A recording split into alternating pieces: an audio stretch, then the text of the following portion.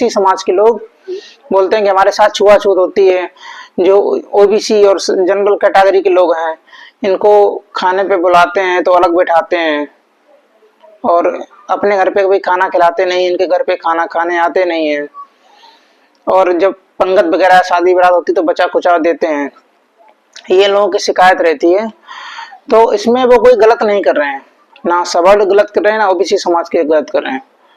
जब तुम अपने आप को भिखारी समझ रहे हो, अपने आप को नीच समझ रहे हो, तो वो तो तुमको समझेंगे ही समझेंगे।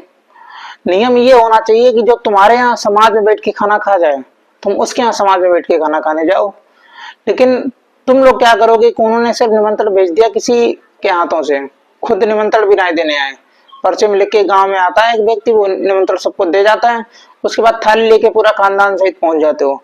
तुम लोग ये चक्कर में रहते हो कि एक दिन का खाना ही बचेगा। जब तुम लोगों को अपना आत्मसम्मान प्यारा ही नहीं है, इज्जत प्यारी ही नहीं है, तो सम्मान कहाँ से मिलेगा। आत्मसम्मान पाना पड़ता है।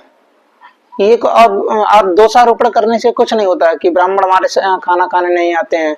जब तुम्हारी हरकतें ही कुत्तों वाली हैं तो उसमें क्या किया जा सकता है। कुत्ते को सिर्फ पतली ही दी जाती है। ये बात समझनी होगी आप लोगों को। अगर इंसान बनना है तो इंसानों जैसी हरकतें भी आप लोगों को करनी पड़ेंगी।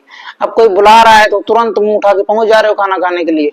ये तो देखो कि अगला बंदा वो हमारे साथ आ रहा है कि नहीं आ रहा है।